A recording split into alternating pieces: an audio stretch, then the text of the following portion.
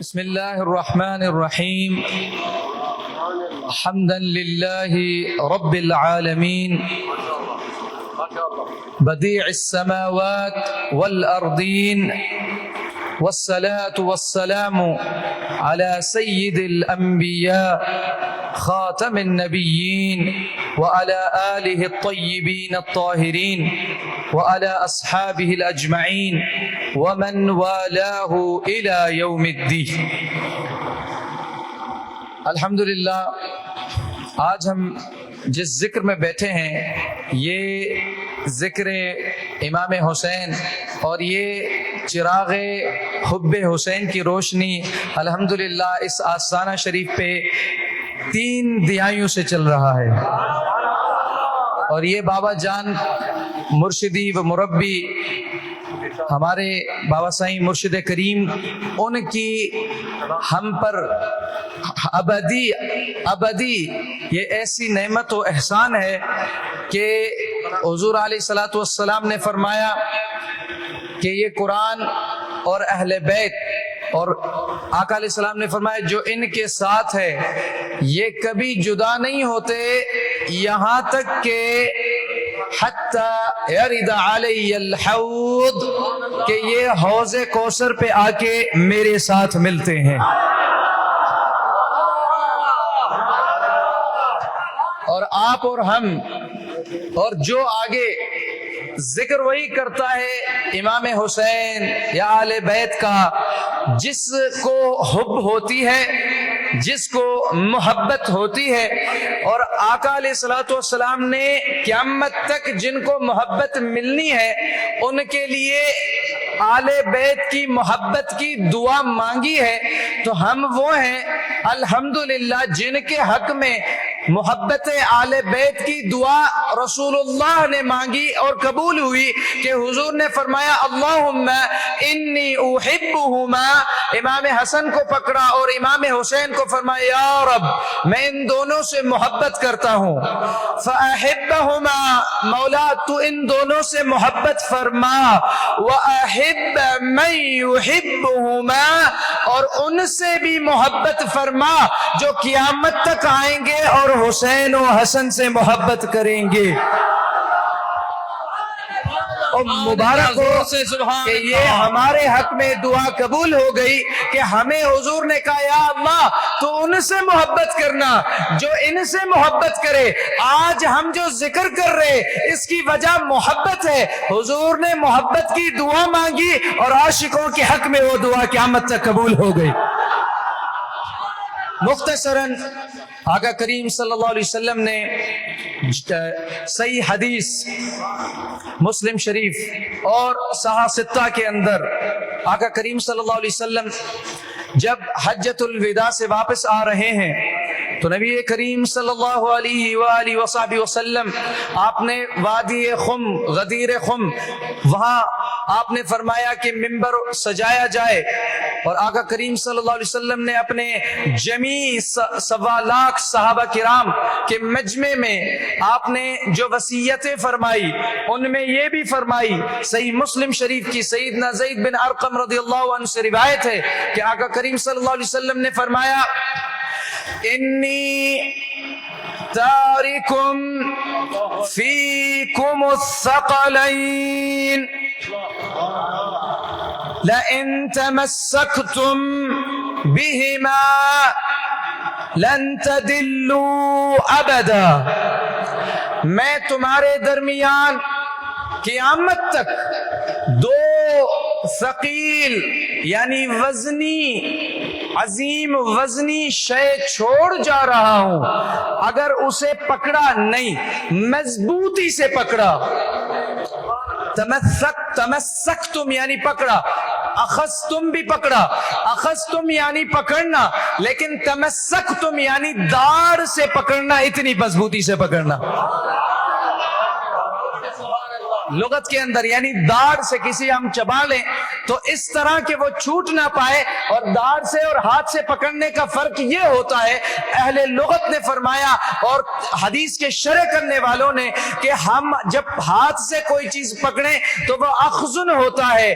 یا یحییٰ خذ الکتاب بقوت، سیدنا یحییٰ کو قرآن کریم میں اللہ تعالیٰ نے فرمایا اے یحییٰ علیہ السلام قرآن کو، کتاب کو مضبوطی سے پکڑو. خذ فرمایا تو خذ پکڑا جانا، لیکن جب چھوٹ جائے تو وہ شے چلی جاتی ہے، اگر پکڑا جائے تو وہ پوری رکتی ہے، اور چھوٹتی ہے تو پوری چلی جاتی ہے. فرمایا تمسک، تم اس پکڑ کو کہتے ہیں کہ جو داڑھ سے پکڑی جائے، کہ اگر کوئی انسان کسی شے کو داڑھ سے پکڑتا ہے تو کچھ بھی کر کے آپ کھینچیں، نکالیں، چھڑانے کی کوشش کریں تو اس کا کوئی نہ کوئی ذرہ اس کے پاس رہ جاتا ہے، مکمل چھوٹا نہیں ہے.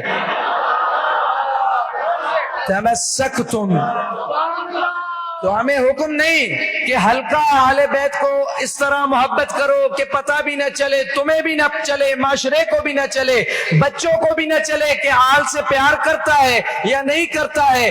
آقا علیہ السلام نے فرمایا ایسا پکڑو پوری یزیدیت، پوری کائنات میں جو بغض و منافقت، جو میرے آل سے دشمنی رکھتے ہیں، وہ جب چھیننا چاہیں اور تمہیں اذیت دیں تو تیرے پاس اگر کچھ نہ کچھ جائے لیکن کچھ نہ کچھ رہ جائے، خالی نہ رہے. تمسکتم،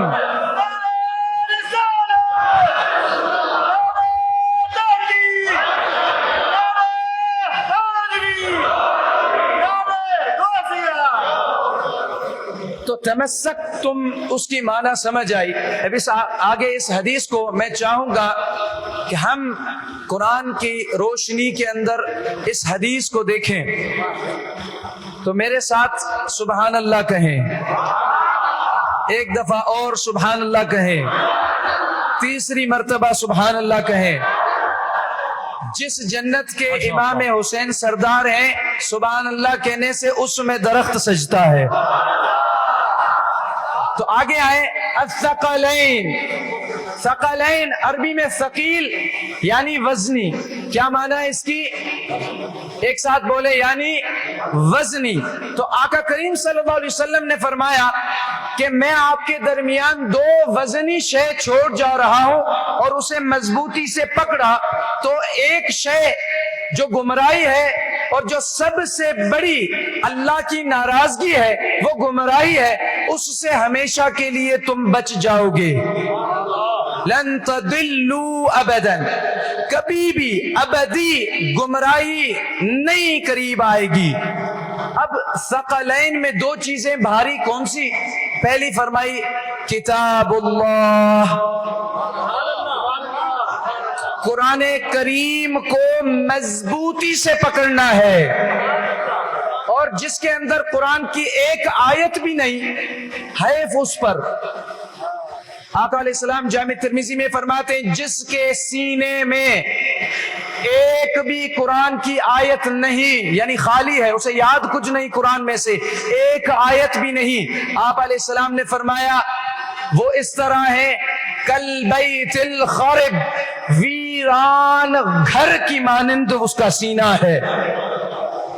اور آباد گھر وہ ہے، آباد سینہ وہ ہے جس میں قرآن کریم موجود ہے. صحیح. تو قرآن کریم کو فرمایا وزنی ہے، میں چھوڑ جا رہا ہوں، اسے تمہیں چھوڑنا نہیں ہے، مضبوطی سے پکڑنا ہے، تو ہدایت بھی تمہیں کبھی نہیں چھوڑے گی. اور دوسری شے اطرتی اہل بیتی، میری اطرت، میری اولاد میں سے میرے آل بیت کو مضبوطی سے پکڑے رہنا، ہدایت تمہیں کبھی نہیں چھوڑے گی.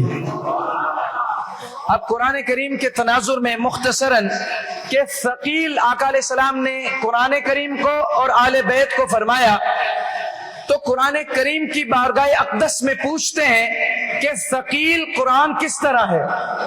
تو اللہ تبارک و تعالیٰ نے حبیب علیہ السلام کے لیے فرمایا اِنَّا سنلقی علیک قولا ثقیلا. اے نبی صلی اللہ علیہ وسلم، ہم ان قریب آپ پر وزنی کلام نازل فرمانے والے ہیں. تو قرآن کریم کو اللہ پاک نے ثقیل فرمایا. ثقیل یعنی وزنی. کیا فرمایا؟ وزنی. اور اس کا وزن کیسے وزن ہے؟ سنیں، سردی کی راتوں میں حضور علیہ السلام پہ جب وحی ہوتی تو سیدہ عائشہ صدیقہ سلام اللہ علیہا فرماتی کہ میں دیکھتی کہ سخت سردی اور جاڑے کی رات میں جب آقا علیہ السلام پر وحی کا نزول ہوتا تو قرآن کریم اتنا بھاری اور وزنی ہے کہ حضور علیہ السلام پسینے سے تر ہوتے. تو قرآن کریم ثقیل ہے. اور دوسری جگہ اللہ تعالیٰ نے ہمیں اس کے وزن کو سمجھایا. لو انزلنا هذا القرآن على جبل لرأيته خاشعا متصدعا من خشية الله. اگر ہم اس قرآن کریم کو جو ثقیل وزنی ہے اسے اگر جبلوں پر جو بہادری، شجاعت اور وزن کی مثال ہے کائنات اور دنیا میں، اگر ان جبلوں پر بھی قرآن کریم کو نازل فرماتے تو وہ ریزہ ریزہ ہو کر نیست و نابود ہو جاتے. اتنا قرآن کریم ہمارا وزنی ہے. لَرَأَيْتَهُ خَاشِعًا مُتَصَدِّعًا. اللہ کی خشیت میں وہ ریزہ ریزہ ہو کے ختم ہو جاتے جبل. تو ثابت ہوا کہ قرآن تو ثقیل ہے. اب آقا علیہ السلام نے یعنی وزنی ہے. اب آقا علیہ السلام کے اگلے جملے کی طرف کہ فرمایا میری آل بھی ثقیل اور وزنی ہے. اب ہم قرآن کریم کی ہی بارگاہ میں دیکھتے ہیں، قرآن کریم کی روشنی میں کہ آل محمد، آل رسول اللہ کس طرح وزنی ہے. حضور علیہ السلام سب سے زیادہ آقا علیہ السلام کو جو غم ہوتا نا وہ امت کی نجات کا غم ہوتا. فلا يحزنك قولهم. کثیر مرتبہ اللہ تعالیٰ نے آقا علیہ السلام کو فرمایا کہ کفار کی باتیں آپ کو غم میں نہ ڈالیں. تسلی آقا علیہ السلام کو رب فرماتے. تو آقا علیہ السلام کا جو سب سے بڑا غم ہوتا اور جو فکر ہوتی وہ کیا ہوتی؟ امت کی نجات. تو اللہ تبارک و تعالیٰ نے جب حبیب علیہ السلام کو دیکھا کہ حبیب علیہ السلام سب سے زیادہ جو غم اور فکر مند ہیں وہ امت کی نجات میں ہے، تو آقا کریم صلی اللہ علیہ وسلم کو فرمایا وَلَسَوْفَ يُعْطِيكَ رَبُّكَ فَتَرْضَى. اے حبیب ان قریب ہم آپ کو یعنی رب آپ کو اتنا عطا کرے گا کہ آپ جس میں پریشان اور جس میں فکر مند ہیں کہ امت کی نجات کیسے اور کس طرح ہو، تو اللہ فرماتا ہے جیسے آپ راضی ہوں گے ویسے ہم نجات کر دیں گے.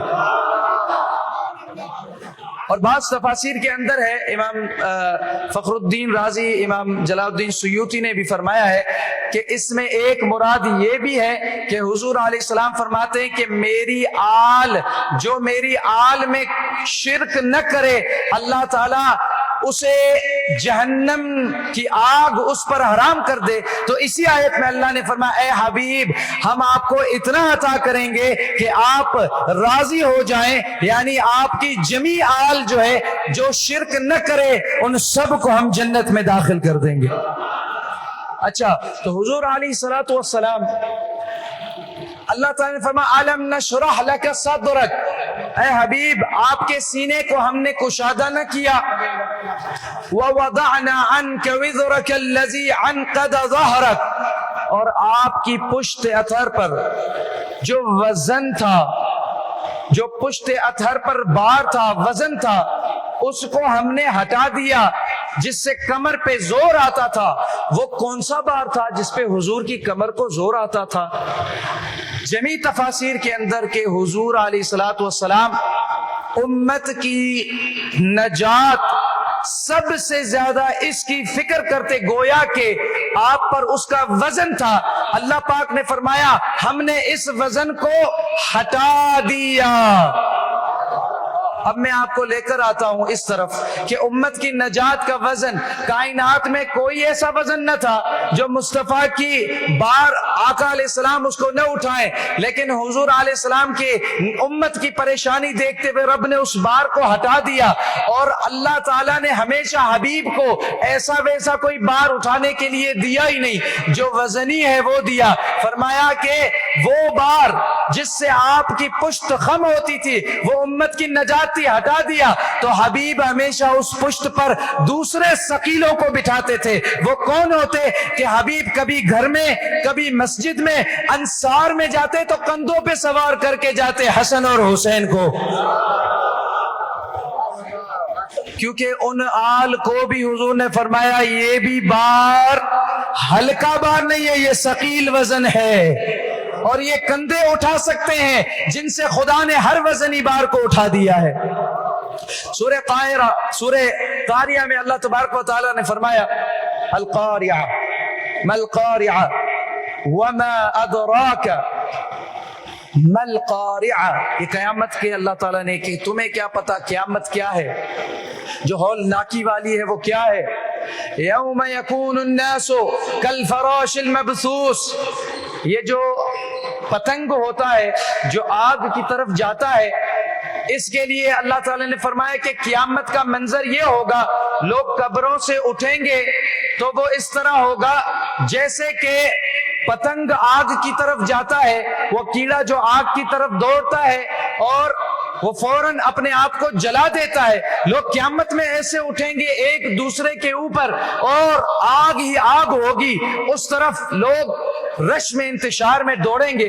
وَتَكُونُ الْجِبَالُ كَالْعِهْنِ الْمَنْفُوشِ، اور جبال جو ہیں جو سخت ہیں، وہ وزنی ہے، وہ اون کپاس جو رنگی بھی ہوتی ہے اس کی طرح اڑ رہے ہوں گے اس دنیا میں۔ یہ حال ہوگا ہولناکی کا۔ اور اللہ تعالیٰ نے اس وقت کیا فرمایا آگے، فَأَمَّا، قانون قیامت میں بھی یہ ہے کہ اگر وزنی اور ثقیل شے سے آئے تو نجات پاؤ گے۔ فَأَمَّا مَنْ ثَقُلَتْ مَوَازِينُهُ، قیامت میں وہ آیا جس کے پاس جو میزان ہے اس کا عمل، اس میں وزنی ثقیل شے ہو، اس میں اعمال صالحہ جو ہیں، نیکیاں ہیں، وہ ثقیل ہوں، وزنی ہے۔ فَأَمَّا مَنْ ثَقُلَتْ مَوَازِينُهُ فَهُوَ فِي عِيشَةٍ رَاضِيَةٍ، وہ ایسی زندگی جیے گا جس میں وہ ہمیشہ راضی رہے گا۔ تو ثابت ہوا کہ قیامت میں دیکھا جائے گا کہ ثقیل کے ساتھ کون آیا ہے، وزنی شے لے کر کون داخل ہوا ہے، اور حبیب نے فرمایا میں چھوڑی وزنی جا رہا ہوں، جب آنا تو وہ دو وزنی لے کے آنا، کتاب اللہ و اطرت اہل بیت۔ اچھا، ایک اور جگہ قرآن کریم سے میں یہ بتانا چاہ رہا ہوں کہ آل وزنی کیسے ہے۔ پشت رسول پہ وزن ہٹا دیا سب، لیکن حبیب ہمیشہ ثقیل کو پھر بھی باری رکھتے کہ ہمیں پتا چلے کہ کوئی حضور کی پشت پہ ایسی شے نہیں ہوتی۔ ختم نبوت کا بار کبھی نہیں اترا، اور امت کی نجات کا بار الم نشرح لک صدرک ووضعنا عنک وزرک الذی میں اتار دیا گیا، لیکن حسنین کو ہمیشہ اٹھا کے دکھایا کہ یہ ثقیل ہے، یہ وزنی ہے۔ کیونکہ جب کوئی کہتے ہیں حضور کی طاقت کی طرف، نعم الجمل نعم المرکب مرکبکما، صحابہ ہمیشہ یہی کہتے کہ حضور کی وزن، حضور کی طاقت، کہ آپ کا اے حسنین آپ کی سواری کتنی اچھی۔ حضور توجہ دلاتے سواری تو ثقیل ہے، سواری تو ہمیشہ سے بھاری ہے، اس جیسی وزن کس کا نہیں، لیکن جو وزن اصل میں توجہ دلانی ہے تو فرمایا نعم الراکبان، ان دو سواروں پہ بھی دیکھو کتنے اچھے سوار ہیں۔ انی تارک فیکم الثقلین، اور ایک اور بات، اکثر دہریت کی سوچ رکھنے والے، جن کے اندر خدا کے ماننے کا تصور نہیں، کافی نوجوان سوال کرتے ہیں، ایتھیزم بڑھ رہا ہے اس میں کہ جو چیز نظر نہیں آتی اس کا وجود نہیں ہوتا۔ ایسا سوال ہے یا نہیں؟ کالجز کے اندر، یونیورسٹیز کے اندر نوجوانوں کے لیے یہ پیغام ہے کہ قرآن کے قریب آئیں، حدیث کے قریب آئیں، سنت و سیرت نبوی کے قریب آئیں، آپ کو سارے جواب ملیں گے۔ اگر جو چیز نظر نہ آئے اس کا وجود نہیں ہے۔ صحیح، میں اس حدیث ثقلین سے آپ کو ایک دلیل کی طرف لے جاتا ہوں کہ جو چیز نظر نہ آئے اللہ نے اس کی مثالیں رکھ کر ہمیں سمجھایا ہے کہ بھلے نظر نہ آئے اور پوری طاقت بھی ان کی موجود ہوگی، اس کے باوجود وہ تمہیں نظر نہیں آئیں گی، لیکن وہ موجود تمہارے ساتھ ہر جگہ ہوں گی۔ اس کی مثال، کیونکہ ثقلین وزنی کو کہتے ہیں، تو ثقل عربی میں اسے جاذبیت کہتے ہیں، اردو میں اسے ثقل کہتے ہیں، یعنی کشش، گریوٹی۔ گریوٹی جو ہے وہ اسپیس میں موجود نہیں ہے، خلا میں نہیں ہے، اس ارض پر، زمین ارض پر خدا نے اس کو، گریوٹی کو ہر جگہ پھیلا دیا ہے۔ یہ کیا ہے کہ مثلا میں آپ کو مثال دیتا ہوں کہ یہ بوتل ہے، اگر میں اسے پھینکتا ہوں، آپ سب کی توجہ ہے، اگر اس بوتل کو ادھر سے چھوڑا جائے تو یہ بوتل اوپر جاتی یا دائیں بائیں جائے گی یا یہ نیچے آئے گی؟ جواب دیں۔ اس کی وجہ کیا ہے کہ یہ نیچے آئے گی؟ کہ نیچے ایسی کیسی شے ہے جو اسے کھینچ رہی ہے؟ اسے کہتے ہیں ثقل، اور انگریزی میں کہتے ہیں گریوٹی۔ جو جاذبیت خدا نے زمین میں رکھی ہے کہ کوئی بھی زمین پہ رہنے والا ہوگا تو اس کی، جب وہ اوپر سے اسے پھینکا جاتا ہے تو وہ اسے زمین اپنی طرف کشش کے ساتھ کھینچ کر دوبارہ زمین پہ لا دیتی ہے۔ اسے کہتے ہیں ثقل، وزن۔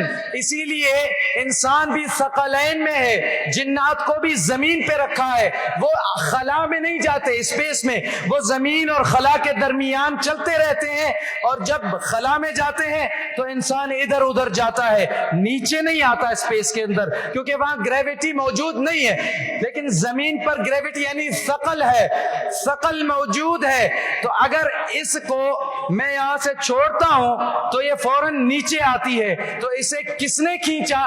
کوئی طاقت ہے نا جو اسے نیچے کھینچ رہی ہے لیکن نظر نہیں آ رہی۔ اس کو کوئی بھی، جو سائنسدان، جو دنیا کے اندر وہ اپنے ذہن میں اس کا عقیدہ ہے، اس کا کنسپٹ ہے کہ کوئی شے جو نظر نہیں آتی، نہ وہ علی کل شیء قدیر ہے، نہ وہ تمہارے ساتھ وہ موجود ہے، واجب الوجود بھی نہیں ہے، اس کی کوئی حیثیت نہیں ہے۔ تو یہ جو ثقیل اللہ تعالیٰ نے گریوٹی رکھی ہے، اس کو نیوٹن نے، تو آپ خود اپنے جو ہے وہ سیب گرا، ایک دن اس بیٹھا ہے تو سیب گرا اس پر، تو کہتا ہے اس سیب کو کس نے گرایا؟ کون سی شے ہے کہ یہ اوپر سے نیچے آیا، اوپر نہیں گیا؟ تو ساری دنیا نے نیوٹن کے اس فلسفے کو مانا اور بولا کہ یہ تو اس نے ایسے ایک علم سے ہمارا پردہ ہٹایا کہ ہمارے ساتھ ہر گھڑی ہر جگہ گریوٹی موجود ہے اور وہ نظر بھی نہیں آتی ہے۔ تو اسی طرح انسان کے اندر اللہ تعالیٰ نے روح بنائی ہے لیکن نظر نہیں آتی۔ اسی طرح جنات کو ہمارے ساتھ پیدا کر دیا ہے، نظر نہیں آتے، حتیٰ کہ سائنسدانوں کا اس پہ اتفاق ہے، جو یہ لائٹ ہے، روشنی ہے، اس روشنی کی اپنی کوئی صورت نہیں ہے، روشنی کی اپنی کوئی صورت و شکل نہیں ہے۔ جتنی بھی روشنیاں ہیں، میں آپ کو ایک پریکٹیکل دیتا ہوں کہ ہمارے دارالعلوم اور مدارس جو ہیں ان کو پریکٹیکل ہمیشہ دینا چاہیے، یہ جدت کی ضرورت ہے۔ میں نے اس میں لائٹ کھولی ہے، لیکن اگر اندھیرا بھی ہو تو آپ اس طرف سے دیکھیں گے تو لائٹ نظر نہیں آئے گی، یوں دیکھیں گے اس کے سامنے تو نظر آئے گی، اس طرف سے دیکھیں گے تو روشنی نظر نہیں آئے گی لیکن موجود ہوگی۔ یہ سائنسدانوں کی تحقیق ہے، جو خدا کو نہیں مانتے وہ کہتے ہیں روشنی ہر جگہ پھیلی تو ہوئی ہے، اس کو ہم چھو نہیں سکتے، اس کی کوئی شکل ہے نہیں، اس کو محسوس کرتے ہیں۔ ارے عقل کے سیدھے، یہی تو قرآن نے سمجھایا کہ خدا اللہ نور السماوات والارض، خدا کہتا ہے میں زمین آسمان کی روشنی نور ہوں، ہر جگہ موجود ہوں، چھو نہیں سکتے۔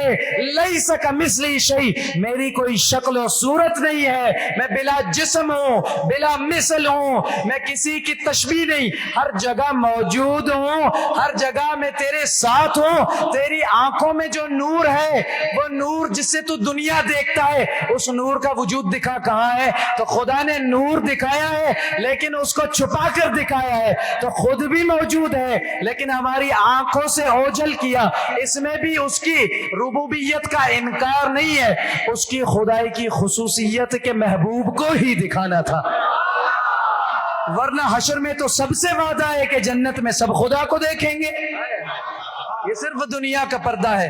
تو فکر کریں، گریویٹی وہ بھی ہے لیکن نظر نہیں آتی، آکسیجن آپ لیتے ہیں، سانس لیتے ہیں، اس کا وجود دکھاؤ، اس کی کوئی شکل دکھاؤ، اس کی کوئی صورت دکھاؤ۔ ہر گھڑی تیرا روح اور سانس چلی اس سانس اور آکسیجن کے ساتھ رہا ہے، لیکن اس کا وجود خدا نے مخفی کر کے تجھے دلیل دی ہے۔ اسی لیے قرآن میں ہر جگہ آیا کہ افلا یتفکرون، افلا یتدبرون، افلا یعقلون، کہ تم عقل کیوں نہیں کرتے، فکر کیوں نہیں کرتے۔ لآیات لأولی الالباب، جن کے پاس عقل ہے وہ عقل سے یہ نشانیوں میں غور کرے، ان کو دلیل اور جواب ملیں گے۔ کشتی نوح، اب آتے ہیں کہ آقا علیہ السلام نے قرآن کو ثقیل میں اس پہ بات کر چکا، آل بیت کے ثقل پہ بات ہو رہی ہے، وزن پہ بات ہو رہی ہے، اور ہاں اس گریویٹی کے ساتھ جب مولا علی نے اپنی ایک شان صحیح بخاری اور صحیح مسلم شریف اس کے اندر روایت سیدنا علی سے ہی ہے، صحیح مسلم شریف کی، جب اپنی ایک صفت کو جو حضور نے انہیں بتائی اس کا ذکر کیا تو کمال ہے اسی ثقل کا ذکر کیا۔ فکر کریں، سیدنا علی نے فرمایا کہ والذی فلک الحبۃ وبرع النسمۃ انہ لعہد النبی الامی الی، اس رب کی قسم جس نے ایک دانے کو چیر کر اس میں سے پودا بنایا۔ صحیح بخاری میں جب سیدنا علی نے اپنی صفت بتانا چاہی تو آپ نے صحیح مسلم شریف، معاف کیجیے، صحیح مسلم شریف میں تو سیدنا علی نے قسم اٹھائے دو اور اس کے بعد وہ صفت بتائی۔ سیدنا علی مولا کائنات امام حسین کے بابا سے محبت کرتے ہیں آپ؟ جو محبت کرتے ہیں سبحان اللہ بولے۔ تو سیدنا علی مولا کائنات نے جب قسم اٹھائی تو فرمایا کہ والذی فلک الحبۃ، جس نے دانے کو چیر کر اس میں سے پودے کو پیدا کیا، اس رب کی مجھ علی کو قسم۔ وبرع النسمۃ، اور جس رب نے اس خلقت کو ایک آدم سے بنایا کہ انہ لعہد النبی الامی الی، کہ حضور نبی امی صلی اللہ علیہ وسلم نے مجھ سے عہد کیا اللہ یحبنی الا مؤمن، کہ مجھ سے محبت نہیں کرے گا، یعنی مولا علی سے، مگر وہ ہی کرے گا جو مومن ہوگا۔ صحیح مسلم شریف، وَلَا يُبْغِدَنِي إِلَّا مُنَافِقٌ، اور وہ بغض رکھے گا جو منافق ہوگا۔ کتنی بڑی ثقیل محبت ہے آل بیت کی کہ اگر دل میں آ جائے تو مومن کی آتی ہے، ایمان جانے نہیں دیتی ہے۔ کشتی نوح کے اندر سورہ یاسین کے اندر اللہ تبارک و تعالی نے فرمایا کہ وَآیَةٌ لَهُمْ اور نشانی ہے پوری امت کے لیے، پوری آخرت میں انسانوں کے لیے، انا حملنا ذریتهم فی الفلک المشحون، یہ آخر تک نشانی ہے انکار کرنے والوں کے لیے اور مومنین کے لیے، کائنات میں سب انسانوں کے لیے، کہ ہم نے یعنی رب نے اپنے حکم سے سوار کیا اولاد کو جو نوح کے ساتھ تھی، جس میں سے قیامت تک ساری نسلیں چلی ہیں۔ کس جگہ اللہ تعالیٰ نے فرمایا میں نے ان کو سوار کر کر بچایا اس طوفان میں؟ کشتی کا ذکر کیا تو کہا کہ فی الفلک المشحون، ایسی کشتی۔ سیدی اعلیٰ حضرت بھی فرماتے ہیں جہاں انہوں نے ترجمہ کیا کہ انا سنلقی علیک قولا ثقیلا میں ثقیل کا جو ترجمہ کیا کہ بھاری کلام نازل ہوگا آپ پر، یہاں بھی بھاری کا لفظ استعمال کیا کہ آپ ساری ذریت جو بھی قیامت تک آئے گی،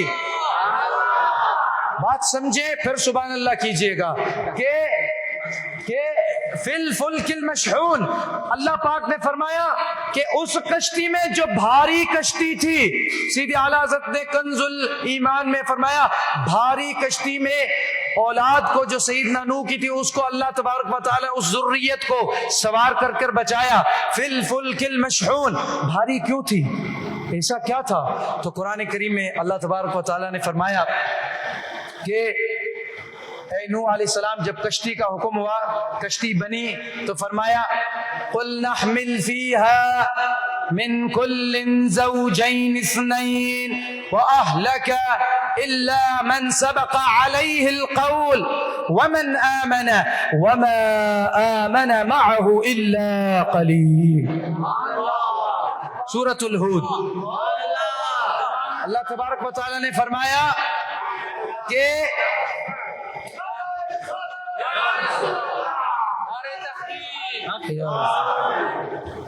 فرمایا کہ اے نوح اب اس میں کشتی میں سوار کرو۔ ساری تفاسیر میں ہے کہ 3 طبق تھے کشتی کے، 3 اور 1000 گز تھی، کچھ کی دوسری روایت بھی ہے، یعنی بہت زیادہ طویل اور بڑی حجیم تھی۔ اللہ تعالیٰ نے اس میں سیدنا نوح کو اپنی وحی کے ساتھ بنوائی تھی۔ یہ انجینئرنگ اللہ کے حکم اور وحی کے ساتھ ہو رہی تھی کہ فرمایا اللہ تبارک و تعالیٰ کہ قرآن کریم میں کہ بِأَعْيُنِنَا وَاصْنَعِ الْفُلْكَ بِأَعْيُنِنَا وَوَحْيِنَا، اے نوح ہماری کشتی کو آپ ہماری نظروں کے سامنے ہماری وحی کے مطابق بنائیں۔ سیدنا جبریل آتے تھے اور بتاتے کہ اب یہاں سے بنائیں اور یہاں سے بنائیں اور یہاں سے بنائیں۔ تو فرمایا کہ اب اس کے 3 طبق رکھے، ایک طبق رکھا اس میں جمی جانور اور دوسرے میں انسان سیدنا نوح کے ساتھ جو قلیل تھے، اللہ تعالیٰ نے فرمایا وَمَا آمَنَ مَعَهُ إِلَّا قَلِيلٌ، اور ان کے ساتھ محبت کر ایمان لانے والے بہت قلیل تھے۔ کربلا میں کثیر تھے یا مولا حسین کے ساتھ حق پہ قلیل تھے؟ وَمَا آمَنَ مَعَهُ إِلَّا قَلِيلٌ، کشتی نوح میں بیٹھنے والے قلیل ہوتے ہیں، لیکن ان قلیل سے جو ذریت آتی ہے وہ ساری بچی ہوئی اور بخشی ہوئی آتی۔ اللہ نے قلیل بٹھائے، قیامت تک ان سے ذریت چل رہی ہے جو کشتی نوح میں قلیل تھے۔ 80 لوگ تھے، اور جبل جودی جو عراق میں آتا تھا، پھر خلافت عثمانیہ میں وہ ترکی میں ہے اور آج بھی ترکی شمال میں ہے جو عراق بارڈر پہ ہے، ادھر یہ کشتی آ کے رکی تھی اور وہاں گاؤں بنایا سیدنا نوح نے، اس گاؤں کا نام رکھا قریۃ الثمانین، 80 لوگوں کا گاؤں۔ امام فخر الدین رازی نے یہ ساری تفسیر میں بیان فرمایا۔ تو اسی طرح جب کشتی نوح میں آخری طبق تھا، ایک میں جانور، دوسرے طبقے میں سارے انسان جو 80 لوگ، اور آخری تیسرے میں پرندے تھے، تو اللہ تبارک و تعالیٰ نے سیدنا نوح کو کیا فرمایا؟ قُلْ نَحْمِلْ فِيهَا مِنْ كُلٍّ زَوْجَيْنِ اثْنَيْنِ، اب اس میں سے دنیا میں جو بھی زندہ ہے ان میں سے سب کے جوڑے جوڑے نر اور مادہ، ان کو اس کشتی میں سوار کرو۔ تو سیدی اعلیٰ حضرت نے بھی جب بھاری ترجمہ کیا تو اس لیے کیا کہ انا حملنا ذریۃ فی الفلک المشحون، ایسی کشتی میں سوار کیا ساری ذریت نوح کو جو کشتی وزنی اور بھاری تھی، اس میں جمی انسانیت اور جتنے بھی زندہ چرند پرند اور جانور موجود تھے، اللہ تعالیٰ نے فرمایا ان کو اس میں سوار کرو، اور اس میں سامان تھا، زیادہ سفر تھا۔ تو آقا علیہ السلام نے جب آل بیت کی مثال دی تو وزنی کشتی، ثقیل کشتی کی مثال دے کے فرمایا مثل اہل بیتی فیکم کمثل سفینۃ نوح من رکبها نجا ومن تخلف عنها ہلک، میری آل بیت کی آپ کے درمیان قیامت تک ایسے مثال ہے جیسے فلک المشحون، وزنی ثقیل کشتی نوح، اور جو اس میں سوار ہوا وہ نجات پا گیا، جو اس سے رہ گیا وہ ہلاک ہو گیا۔ وما علینا الا البلاغ المبین۔